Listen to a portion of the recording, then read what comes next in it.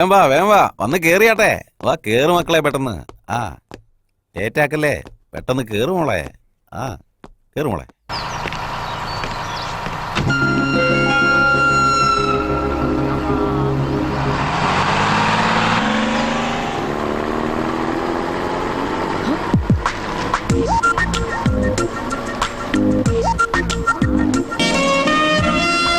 Hi, Amsa.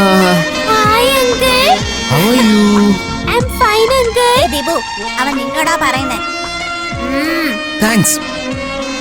എനിക്ക് treatment തന്നതിന് സംഭവം കൊള്ളാം. എന്റെ കൈ ഇപ്പോ സൂപ്പറായി. അതിനു വേണ്ടി ഞാൻ വീണ്ടും ട്രീറ്റ്മെന്റ് ചെയ്യില്ലെന്ന് അങ്ങോട്ട് പറ ടൈഗർ. ഹലോ, ഞാനും ഇടയ്ക്കിടയ്ക്കൊന്നും വീഴത്തില്ലെന്ന് പറഞ്ഞു കൊടുക്ക tiger. Excuse me. Yeah. You go ahead. Give the file. Sir. Hello.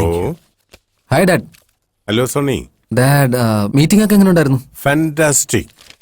അമ്മയുടെ കാര്യത്തിന് ഒരു ദിവസം എസ്റ്റേറ്റിൽ പോയവൻ അവിടെ സെറ്റിലായ പോലെ ഉണ്ടല്ലോ. എന്താ വിശേഷം? അത് ഡാഡ്. ഏയ്, any exciting news? Yes dad, I am in love. Wow. Dad, ഏയ്, ഒന്നുമില്ല. എന്താ ഇപ്പൊ പറഞ്ഞേ? ഒന്നുകൂടി പറഞ്ഞേ. Dad, I am in love. എനിക്കിത് വിശ്വസിക്കാനേ പറ്റുന്നില്ല.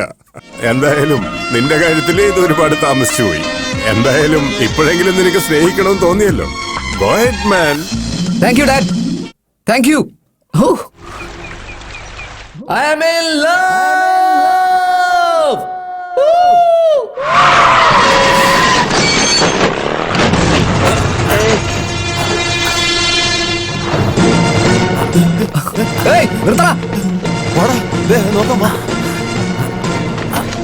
അങ്കിൾ, കുഴപ്പമൊന്നും പറ്റിയില്ല. പതുക്കെ. പെട്ടെന്ന് ഇങ്ങോട്ടേക്ക് തിരിച്ചപ്പോ അവോയ്ഡ് ചെയ്യാൻ പറ്റിയില്ല. ആക്സിലേറ്റർ ഓട്ടുമ്പോ കണ്ണ എങ്ങോട്ടാ ഇവന്മാരുടെ പോകുന്നേ? സാർ, ഇവര് വന്ന സ്പീഡിന് സാറ് രക്ഷപ്പെട്ടന്നെ വലിയ കാര്യം. ആ അതുപോട്ടെ, സാറിന് വണ്ടി എവിടെയുള്ള? വണ്ടി ഞാൻ നോക്കിക്കോളാം. വണ്ടി സാർ, ജസ്റ്റ് മിസ്സാ. നിങ്ങളിരിക്കുന്ന സ്ഥലത്ത് വണ്ടിയും വണ്ടി ഇരിക്കുന്ന സ്ഥലത്ത് നിങ്ങളും ആണെങ്കിൽ എന്തായിരുന്നു അവസ്ഥ? അങ്കിൾ, നന്നായിട്ട് വേദനയുണ്ടോ? നമുക്കൊന്ന് ഹോസ്പിറ്റലിൽ പോയാലോ? സാരമില്ല മോനെ, കുറച്ച് കഴിയുമ്പോ എല്ലാം ശരിയായി. എന്റെ കാറിൽ ഫസ്റ്റ് എയ്ഡ് ബോക്സ് ഉണ്ട്, ഞാൻ ഇപ്പൊ കൊണ്ടുവരാം. നോക്കിയാ അങ്കിൾ, എന്തുമാത്രം ബ്ലഡാ വരുന്നത്. കുഴപ്പമില്ല മോനെ, കുറച്ച് ചോരല്ലേ പോയുള്ളൂ. അങ്കിൾ, ഓരോ തുള്ളി വേർപ്പിനും ഓരോ തുള്ളി രക്തത്തിനും ഭയങ്കര വിലയാ അങ്കിൾ. വേഗം കൊണ്ടുപോടാ. അതെ വന്നു. ആ ബോക്സ് എവിടെ? നിന്റെ ജോലി എളുപ്പമാകാൻ വേണ്ടി ഇങ്ങനെ കൊണ്ടുവന്നാ. ആ അങ്കിൾ, കൈ ഒന്ന് കാണിച്ചേ. കുറച്ച് നീറ്റിലുണ്ടാവും. പഞ്ഞി പിടിച്ചേ.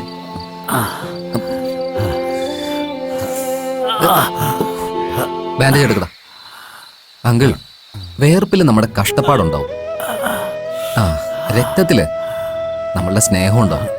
അങ്ങനെ ഒരുപാട് ആളുകൾ സ്നേഹിക്കുന്ന നമ്മുടെ രക്തത്തെ അങ്ങനെ വേസ്റ്റ് ആക്കാൻ പാടില്ലെങ്കിൽ. അങ്കിൾ, വെറും ബാൻഡേജ് മാത്രം ഇടുന്നോണ്ട് ഒന്നും വിഷമം വിചാരിക്കല്ലേ. വീട്ടിൽ ചെന്ന് നീറ്റ് ആയിട്ട് ഒന്ന് ഡ്രസ് ചെയ്താൽ മതി. ഓക്കെ? Thank you. അങ്കിൾ, വാ, ഞാൻ തന്നെ ഡ്രോപ്പ് ചെയ്യാം. നിങ്ങൾക്ക് ബുദ്ധിമുട്ടാവും. Thank you. ഓക്കെ, എന്നാ പതുക്കെ കഴിഞ്ഞിട്ട്. അങ്കിൾ, എനിക്ക് കുഴപ്പമൊന്നുമില്ല, ഞാൻ വേണേ ഡ്രോപ്പ് ചെയ്ത് തരാം. എന്തിനാ നിങ്ങൾ വീണ്ടും കഷ്ടപ്പെടുന്നേ? ഞാൻ പൊക്കോളാം. Thank you. അങ്കിൾ ശരിക്കും ഓക്കെ ആണല്ലോ? ഡോണ്ട് വറി അങ്കിൾ, നിങ്ങളുടെ വണ്ടി എന്തെങ്കിലും മിച്ചം ഉണ്ടെങ്കിൽ അത് അങ്ങനെ തന്നെ എടുത്തോണ്ട് പോയിട്ട് എന്റെ ഹോസ്പിറ്റലിൽ കൊണ്ടുപോയിട്ട് ട്രീറ്റ്മെന്റ് ചെയ്യാം. പിന്നെ വന്ന് ഡിസ്ചാർജ് ചെയ്ത് കൊണ്ടുപോയാൽ മതി. ആൾക്കൊരു വർക്ക്ഷോപ്പ് ഉണ്ടത്. Okay, thank U.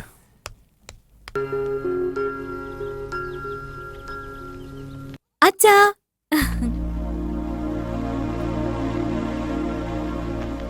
എന്തോ ചേച്ചാ? ഏയ് ഒന്നുമില്ല മോളെ, ചെറിയൊരു ആക്സിഡന്റ്. ആക്സിഡന്റോ? ഒന്നുമില്ല മോളെ. അതെ മോളെ, റോട്ടില് വരുന്ന വഴി ലോറിക്ക് വട്ടം ചാടിയത്. അത് അവോയ്ഡ് ചെയ്യുന്നതിന്റെ ഇടയില് ഇദ്ദേഹത്തിന് ഇങ്ങനെയായി. അവിടെ ഉണ്ടായിരുന്ന ഏതോ 2 പയ്യന്മാരാ നിന്റെ അച്ഛനെ സഹായിച്ചെ. സ്കൂട്ടറോ? സ്കൂട്ടർ അവിടെ അടുത്തുണ്ടായിരുന്ന ഒരു കുഴിയിലേക്ക് വീണു. അതെ മോളെ, പാവം. എന്നേക്കാ കൂടുതൽ അപകടം പറ്റിയത് അതിനാ. സഹായിക്കാൻ വന്നവരെന്നെ ഫസ്റ്റ് എയ്ഡ് തന്ന് പറഞ്ഞു വിട്ടു. സ്കൂട്ടർ വർക്ക്ഷോപ്പിലേക്ക് എടുത്തോണ്ട് പോയിട്ടുണ്ട്. അയ്യോ, അച്ഛന് ഫസ്റ്റ് എയ്ഡ് തന്നവൻ എന്തോ പിശുക്കനാന്ന് തോന്നുന്നേ. ഇങ്ങനെയാണോ ബാൻഡ് ഒട്ടിക്കുന്നത്? അവര് നമ്മളെ സഹായിച്ചവരല്ലേ. ഇരിക്കും.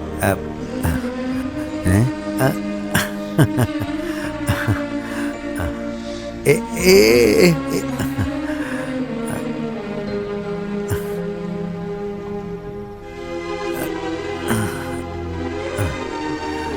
ആ ഇപ്പോ ഓക്കെ. ഉം.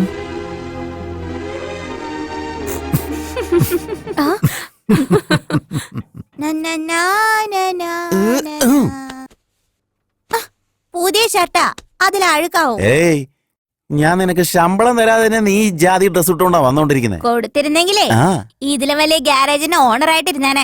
ഡെയിലി കാറിൽ വന്ന് ഇറങ്ങിയാനെ.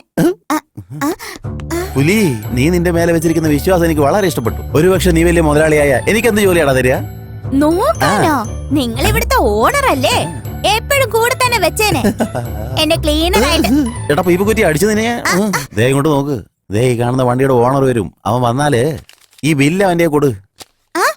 രണ്ട് ആ, ഒന്ന് വണ്ടി റിപ്പയർ ചെയ്തതിന്, മറ്റേന്ന് അവനെ നോക്കിക്കൊണ്ടിരുന്നതിന്. വന്ന ഉടനെ ഒരു ചെക്ക് തരും, അതുകൊണ്ട് പോയി ബാങ്കിൽ ഇടാൻ നോക്ക്. ചെക്കാ? ആ ക്യാഷ് കിട്ടുകയാണെങ്കിൽ ശമ്പളവും കൂടി എടുത്തിട്ട് നാട്ടിൽ പോയി ജോളിയായിട്ട് അടിച്ചു പൊളിക്കായിരുന്നു. ഈ മനുഷ്യന്റെ അടുത്ത് നിന്ന് എപ്പോഴാണോ ഒന്ന് രക്ഷപ്പെടുക? എടാ ഇങ്ങോട്ട് നോക്കിയേ, നിന്റെ ഭാവി ജീവിതം തന്നെ എന്റെ കയ്യിലുള്ള പണത്തിനെ കുറിച്ച് എന്നെ ചിന്തിച്ചുകൊണ്ടിരിക്കാണ്ട് പറയുന്ന ജോലി ചെയ്യാൻ നോക്ക്. നിന്റെ ലൈഫ് ഗ്രാൻഡ് ആയിട്ട് ഓപ്പൺ ചെയ്തു തരാം. അമൂൽ ബേബി പോലെ ഒരു പെണ്ണിനെ ഞാൻ നിനക്ക് കല്യാണം കഴിച്ചു തരാം.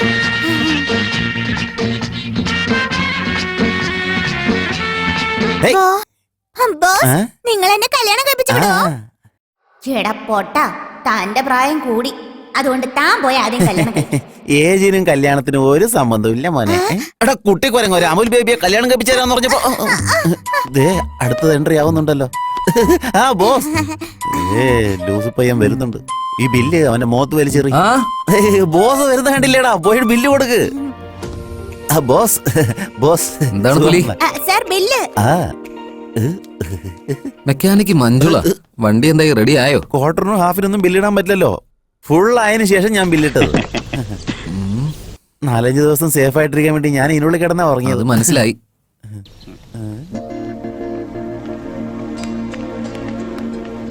നമസ്കാരം അങ്കിൾ. നമസ്കാരം. സുഖമായിട്ടിരിക്കുന്നു? ചേട്ടാ. ആ, വേദനയൊക്കെ എങ്ങനെയുണ്ട്? സുഖമായിട്ടിരിക്കുന്നു. ആ ഓക്കെ. എന്താ നിങ്ങൾ വണ്ടിയാണോ നോക്കുന്നേ? സാർ നിങ്ങളുടെ വണ്ടി പാർട്സ് ഒക്കെ പെറുക്കി കൊണ്ടുവന്ന് ഞാൻ ഒബ്സർവേഷനിൽ വെച്ചിരിക്കുക. ഫുൾ കോമ സ്റ്റേജ്, റിക്കവറിക്ക് ചാൻസേ ഇല്ല. ആ വണ്ടിയില് വലിയ പ്രതീക്ഷ വെക്കാതിരിക്കുന്നതാ സാറിന് നല്ലത്. വണ്ടി കാണണമെന്നുണ്ടോ? ദേ നോക്ക്, അതാ സാറിന്റെ വണ്ടി.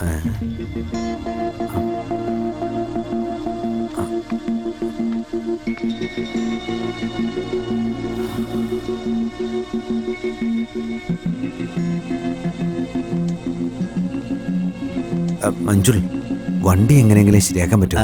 കഷ്ടവാ സാറേ, ഇത് അങ്ങനെ തന്നെ ആക്രി കിടക്ക് കൊടുക്കുന്ന നല്ലത്. എന്താ മോനെ ഇത് ആക്രിക്കട കൊടുക്കാൻ പറഞ്ഞേ? ഇതും എന്റെ കുടുംബത്തിലൊരു അംഗം തന്നെയാ. എത്രയോ വർഷമായിട്ട് എന്റെ കുടുംബത്തെ താങ്ങിക്കൊണ്ട് നടക്കുവാ. എന്താ മോനെ നീ ഇങ്ങനെയൊക്കെ പറയുന്നേ? I am sorry sir. Uncle, ഈ കാലത്ത് ഇങ്ങനത്തെ സെന്റിമെന്റ്സ് ഒക്കെ ആവശ്യമുണ്ടോ? ഇതിനും ഒരു ജീവനില്ലേ?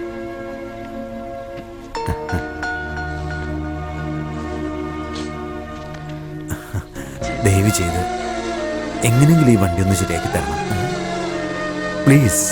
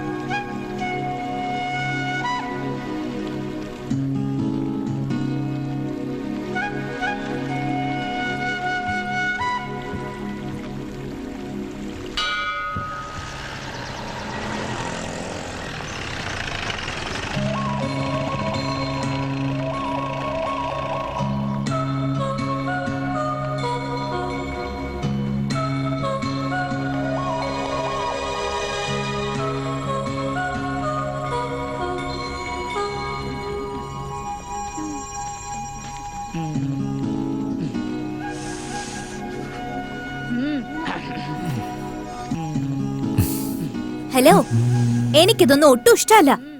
ഹലോ, നിന്നോടാ ഞാൻ സംസാരിക്കുന്നേ.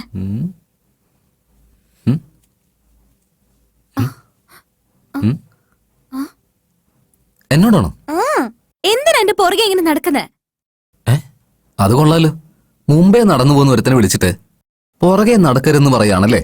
തനിക്ക് തലയ്ക്ക് വേറെ കുഴപ്പമൊന്നുമില്ലല്ലോ അല്ലേ? പിന്നെന്താണെന്നറിയോ, ഈ റോഡ് ആയിക്കോട്ടെ, എന്റെ ലൈഫ് ആയിക്കോട്ടെ, ഒരാൾ മുമ്പേ നടന്നാ മറ്റൊരാൾ പുറകെ നടന്നല്ലേ പറ്റൂ. വലിയ സ്മാർട്ട് ആണെന്നൊന്നും വിചാരിക്കണ്ട. ഇത് കോളേജാ. അന്ന് ചെവി ഫ്രീ ആയിരുന്നോണ്ട് ഒരു പൂ വെച്ച് ഓടി വന്നാണല്ലോ പാവാണെന്ന് ഓർത്താ വെള്ളം തന്നെ. വീണപ്പോ പാവം തോന്നിയിട്ട് കയ്യില് മണ്ണ് വെച്ചേ എന്നും പറഞ്ഞ് ഇവിടം വരെ വരുവോ? അതും കോളേജിനകത്ത്. ഈ ആമ്പിള്ളേരെല്ലാരും ഇങ്ങനെ. ഇത്തിരി ഭംഗിയുള്ള ഒരു പെൺകുട്ടിയെ കണ്ടാ മതി, പിന്നെ പുറകെ അങ്ങ് വന്നോളും. കുറച്ച് സിമ്പതി കാണിച്ചാ പിന്നെ ഭർത്താവാകണമെന്ന വിചാരം. കറക്റ്റാ, താൻ പറഞ്ഞത് കറക്റ്റാ. അത് പക്ഷേ സൗന്ദര്യമുള്ള പെൺപിള്ളേരെ ആലോചിക്കേണ്ട കാര്യമല്ലേ. തനിക്കെങ്ങനെയാ പ്രശ്നമാവുന്നത്? എന്നുവെച്ചാ താൻ തന്നെ തന്റെ മനസ്സിൽ താനൊരു സൗന്ദര്യമുള്ള പെണ്ണാണെന്നൊക്കെ വിചാരിച്ച് ഓ വെറുതെ അല്ലേ ഇങ്ങനെ ഓരോന്നൊക്കെ പറഞ്ഞുകൊണ്ടിരിക്കുന്നതല്ലേ. അതുകൊണ്ടാണ് ഞാൻ തന്നെ പുറകെ നടക്കുന്നത് വിചാരിച്ചല്ലേ. Oh my God. ആക്ച്വലി ഞാൻ ഈ കോളേജിലേക്ക് നല്ലൊരു പെൺകുട്ടിയെ ലൈൻ അടിക്കാന്ന് വിചാരിച്ചൊക്കെയാ വന്നത്. താൻ കൺഫ്യൂസ്ഡ് ആവുന്നുണ്ട് കേട്ടോ. അല്ല, താൻ തന്റെ മനസ്സില് സ്വയം ഒരു സുന്ദരിയാന്നൊക്കെ വിചാരിച്ച് ജീവിക്കായിരുന്നില്ലേ? എന്റെ മോളെ, വീട്ടിലെ കണ്ണാടി എന്ന് പറഞ്ഞൊരു സാധനം ഉണ്ടല്ലോ, ഇടയ്ക്കിടയ്ക്ക് അതൊക്കെ എടുത്ത് നോക്ക്. താൻ എങ്ങനെ ഇരിക്കുന്നറിയോ എനിക്ക്? അതായത് ഈ ബണ്ണുണ്ടല്ലോ, ബണ്ണ് അത് ഈ ഉണ്ടാക്കുന്നത് കണ്ടിട്ടില്ലേ? ഇങ്ങനെ മാവെടുത്ത് കുഴച്ച് ഇങ്ങനെ ആട്ടി ആട്ടി പിന്നെ അത് മാവിൽ മുക്കിയെടുത്ത് ഇതിങ്ങനെ ഓങ്ങി ഒരു എറിഞ്ഞുണ്ടല്ലോ, അപ്പൊ ഒരു ഷേപ്പ് ക്രിയേറ്റ് ആവില്ലേ? അതുപോലെ ഉണ്ട്. വന്ന് ഞാൻ തന്നെ ഫോളോ ചെയ്തെന്നൊക്കെ വിചാരിച്ചല്ലേ? എന്റെ മോളെ, ഒരു റിക്വസ്റ്റ് ഉണ്ട്. എന്റെ പേര് കാർത്തിക്. ഏജ് പ്രേമിക്കാനുള്ള പ്രായമൊക്കെ ആയി. Height 5.11 inches. വെയിറ്റ് ഒരു 50 കിലോ മുതൽ 58 കിലോ വരെ കുറച്ച് എക്സ്ട്രാ കാണുമായിരിക്കും. പിന്നെ കളറ് പാല് പോലെ വെളുത്തലിരിക്കുന്നത്. പിന്നെ വയറ്റിപ്പഴപ്പിന് കുറച്ച് ബിസിനസ് ചെയ്യുന്നുണ്ട്. താൻ വീണ്ടും കൺഫ്യൂസ്ഡ് ആവണ്ട കേട്ടോ. ഞാൻ എന്തിനൊക്കെ പറയുന്നതെന്ന് വെച്ചാലേ, എങ്ങാനും ഇനി എന്റെ ഒരു റേഞ്ചിന് പറ്റിയ പോലെ ഒരു ബ്യൂട്ടിഫുൾ ക്യൂട്ടായ ഒരു കുട്ടി തന്റെ കണ്ണിലെങ്ങാനും പെട്ടാലേ 9145 V2 അല്ല 32143 ഫോൺ ചെയ്യണേ. കണ്ണാടി മറക്കാൻ നോക്കണേ. എടാ, നിന്നെ എന്റെ കയ്യിലെങ്ങനെ കിട്ടിയുണ്ടല്ലോ. നീ എന്താ എന്നെ പറ്റി വിചാരിച്ചേ?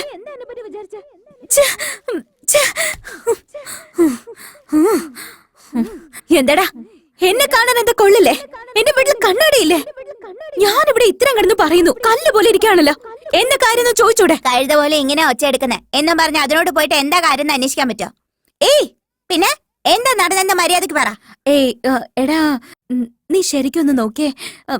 എന്നെ കണ്ട ശരിക്കും ഭംഗി തോന്നുന്നില്ലേ?